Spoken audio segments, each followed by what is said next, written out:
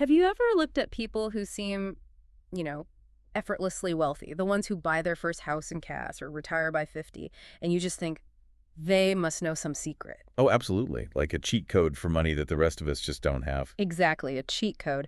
But the source material we analyze today, it throws all of that out the window. It reveals that the single greatest superpower is available to pretty much anyone. And it has nothing to do with income or education or your background. And what's wild is that the superpower, it's available to anyone listening right now, especially if you're young.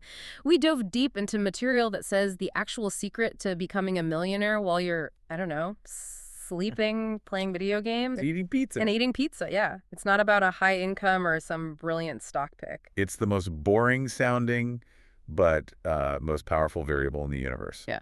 It's just time. Time. Yeah. The willingness to start small and just wait. So if you mix that waiting, that patience, with consistent investing, you unlock this thing called compounding. And that's our mission today. We want to pull out the concrete evidence, the simplest steps that prove starting small and starting early isn't just a path to financial freedom. For most of us, it's pretty much the only essential factor. So if you feel like you missed the boat on building wealth, get ready to realize you're actually the captain, just standing on the shore. Okay, let's unpack this. To really get the magnitude of this financial superpower, we have to start with the main metaphor from the research. The investment snowball. The investment snowball. It's so relatable, isn't it? I mean, when you build a snowman, you don't start with the giant, perfect ball of snow. You start with a tiny little handful. Exactly. The size of that first little lump is almost irrelevant. Right. The real power comes from the second roll and the third and the fourth. It's not about how much snow you pile on at the start. Yeah. It's about how long you let it roll down that hill. And every rotation picks up more snow. And the bigger it gets, the more surface area it has to pick up even more snow, even faster. And that speed, that exponential growth, that's what we call compound interest. Compounding. It's one of those financial terms that, it sounds so dense and complicated. It does. But the sources, they just break it down into something so simple. They call it money-making baby money. I love that. Money-making baby money. That's the key. Imagine you have a $100 bill. You put it into a good investment, and next year, let's say you get a 10% return. Now you have $110. Okay. The next year, you don't just earn money on your original 100, you earn it on the full 110. So you get $11 of interest, not 10. Right. Those extra $10, the baby money, they start having babies of their own. So it becomes a self-replicating engine. Exactly. You earn returns on your investment, plus returns on all the previous returns. Yeah. And that's what separates simple saving from exponential wealth building. And to make this happen, you need the vehicle, right? The bucket where the snowball actually rolls. Yeah. And the sources all point to something called an index fund. This is a really crucial point. Yeah. We're not talking about picking the next GameStop or trying to time Bitcoin's next big surge. No. An index fund, it's designed to track a whole market, like the S&P 500. Which, for anyone who might not be familiar, that means what exactly? It just means instead of putting all your chips on one horse, you're buying a tiny, tiny piece of the 500 biggest, most successful companies in the U.S. all at once. Apple, Microsoft, Google, Amazon, Tesla. Disney, all of them. So if one of those companies has a bad year, it doesn't sink your whole ship. Because you're spread out. You're diversified across hundreds of others. Diversification minimizes the risk of one stock failing, and time minimizes the risk of the whole market going up and down. And that S&P 500, historically, it returns about 10% a year on average over the long haul. And that consistent long-term 10% return, that is the fuel for the snowball. Here's where it gets really interesting, because the theory is one thing, but let's look at the data drop. The sources tell this story, this legend, of two identical twins. Fendi Sammy and Investor Izzy. Right? And they're totally identical, same school, same allowance. On their 10th birthday, they both get $100. And every single year after that, for 55 years, they each get another $100 in gift money. Okay, so Sammy, he lives for the now. He's the instant gratification twin. Oh, yeah. Every year, that $100 is gone.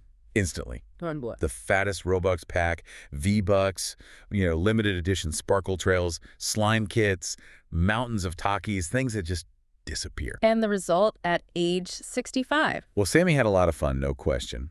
But financially, his outcome is zero. He's got a garage full of dried out slime and digital stuff that's totally worthless now. Okay, now, Izzy, the investor. She chooses a radically different path. A completely different path. Yeah. She auto-sends her $100 every year into that index fund bucket we talked about, Yeah. and she just forgets about it. $100 a year for 55 years. We need to pause on this number because this is maybe the most important takeaway of this whole deep dive. It really is. Izzy's total outlay, the actual money she sacrificed from her own pocket over 55 years, is only $5,500. It's just $5,500 over a lifetime. That sounds like a down payment on a really, really used car. Maybe a decent gaming PC?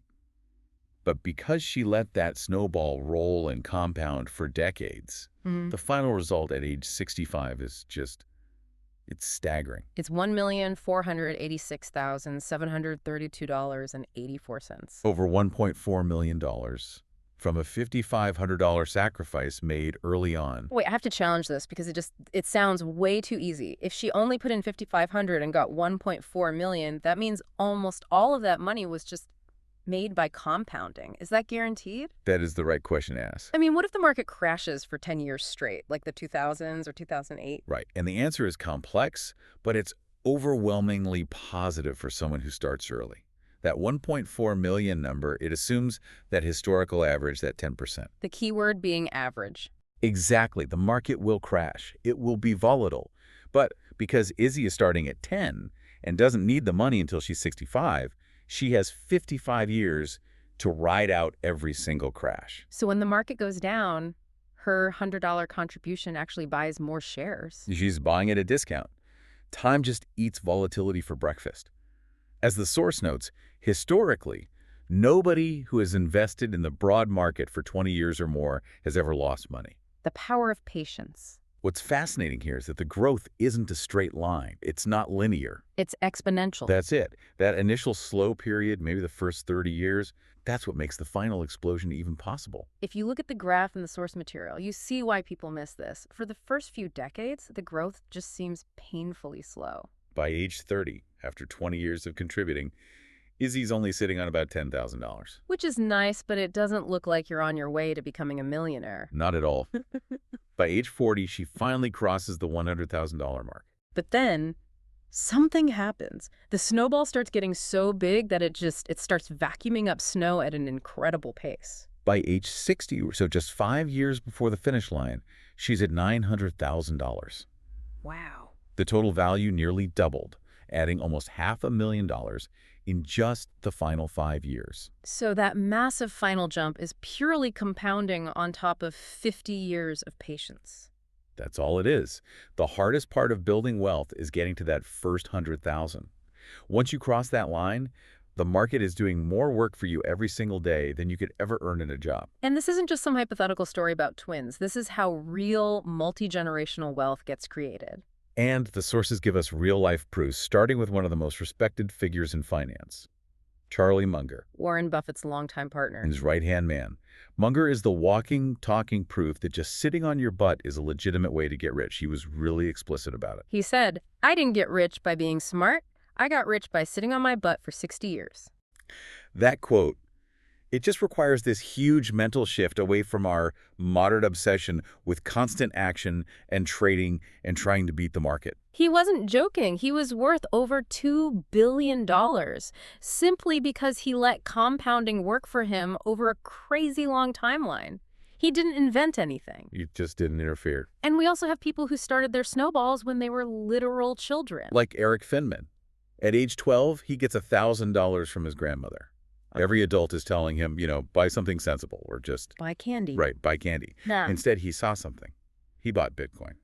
And by age 18, he sold some of that initial investment for $4 million. $4 million. Right. Now he owns his own rocket company. It all started with a tiny bit of capital, a lot of patience, and the ability to just wait. Then there's Isabella Bella Toller. She started at 11 with $120 she got for her birthday. And she didn't invest in some complicated hedge fund. No, she picked companies she actually loved. Disney, Nike, Apple, things she used. By the time she was 16, she had over $100,000 in her account. That's high school money. Most kids are saving for a beat-up car. And she was basically funding her college degree with these small, consistent investments. And my personal favorite, which just perfectly captures that Izzy mentality, is the story of the 7-year-old kid who bought $500 of Amazon stock back in 1997. And his reason for this incredibly shrewd investment was? He bought it because, quote, they sell Pokemon cards. No way. That was his entire investment thesis, an affinity for the product. And that $500 investment is now worth over $1 million. That 7-year-old is now a rich adult because he made one simple choice and never sold. The message is just undeniable, especially if you're listening right now thinking, oh, I should have started a decade ago. You are not late. You are early. Every single day you wait is a day you miss out on compounding. You're basically robbing your future self of that massive explosion at the end. So if the goal is to roll the snowball, how do we activate this God mode today? The source material gives us some really practical steps to go from just hearing this to actually doing it. Step 1 is the Snowball calculator. They suggest a simple 3-number exercise. You plug in your current age, how much you can realistically put in every year, could be $50, $100, and the age you want to be a millionaire. And seeing the numbers for your own life is so motivating. Even if you're 10 and you only invest $100 a year, the calculator shows you still hit $30,000 by age 30. And over $300,000 by age 50. It just proves that starting early is more powerful than starting with a lot of money. Okay, next up is the 30-day no dumb spending challenge. This is where you find the snow for your snowball. The rules are simple. For 30 days, just avoid spending money on anything that disappears. Robux, candy, useless merch, fidget toys that break in a week. And the sources documented that for the people who did this challenge, the average saved was $87 in 1 month. And that $87 put into the snowball bucket instead of the trash, that is exactly the seed capital that grows into a fortune later on. Activity 3 taps into the emotional side of it. The future me letter. You write a letter to your 65-year-old self. Thank them for the discipline, for the patience, for making the hard choice today instead of the easy one. It makes that long-term goal feel concrete, and it builds gratitude for your future self. And finally, the boss level, opening the real account. This is where we need the technical terms, because you can start today, but your parents or guardians need to know exactly what to open. We mentioned the terms custodial Roth IRA and UGMA index fund. Let's break down the difference, because that's crucial. Right. So the general term is a custodial account, which just means an adult manages it for a minor. The two main types are the Roth IRA and the UGMA. Let's start with the IRA. Individual retirement arrangement. Exactly. And the Roth version is key because it uses money you've already paid taxes on, like from a summer job. So why is the Roth IRA the ultimate wealth shield for a young person? Because the growth is completely 100% tax-free forever. Every penny of that $1.4 million Izzy made would be hers, tax-free, at retirement. The main catch is that the money is generally locked away until retirement. Okay, so tax-free growth is the huge benefit of the Roth. What about the UGMA? The UGMA Uniform Gifts to Minors Act is simpler. There are no restrictions on how the money is earned. It could be birthday money, gifts, whatever. Okay. The big difference is control. A UGMA is not a retirement account, so the money legally becomes accessible to the child when they hit the age of majority, usually 18 or 21. So it's more flexible. You could use it for college or to start a business before you retire. Precisely. You choose the account based on the purpose. Roth for guaranteed tax-free retirement. UGMA for accessible wealth for things you might need sooner. And the most important, simplest fact of all. You can buy the whole stock market, that diversified index fund, with literally $1. You do not need thousands to get started. You can open an account at a place like Fidelity or Schwab and start rolling that snowball today. This raises an important question. How do we overcome that psychological hurdle of starting with tiny amounts? We're always told we need to go big. Right. But the Izzy versus Sammy story, it proves that tiny, consistent, and early action just crushes massive, inconsistent contributions every single time. So what does this all mean? It means the greatest variable in creating wealth is time.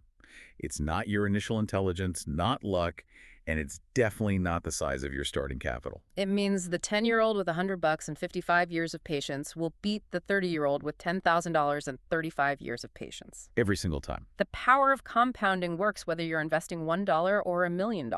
The key is just getting that first dollar invested today and committing to feeding that snowball through what the source calls the Millionaire Pledge. And as a final thought, the source mentions the next chapter is about starting a business for under $20. I mean, think about that combination. You start by investing $100 a year, you just wait, and you generate millions through patience. Now imagine using the capital generated by that initial snowball, even a small one after 10 years, and combining it with a tiny entrepreneurial investment. That combination of patient capital and smart initiative it could accelerate your wealth far beyond even what we outlined today. The secret is so simple. Just get in the game now. Yeah. The snowball is everything. End of story.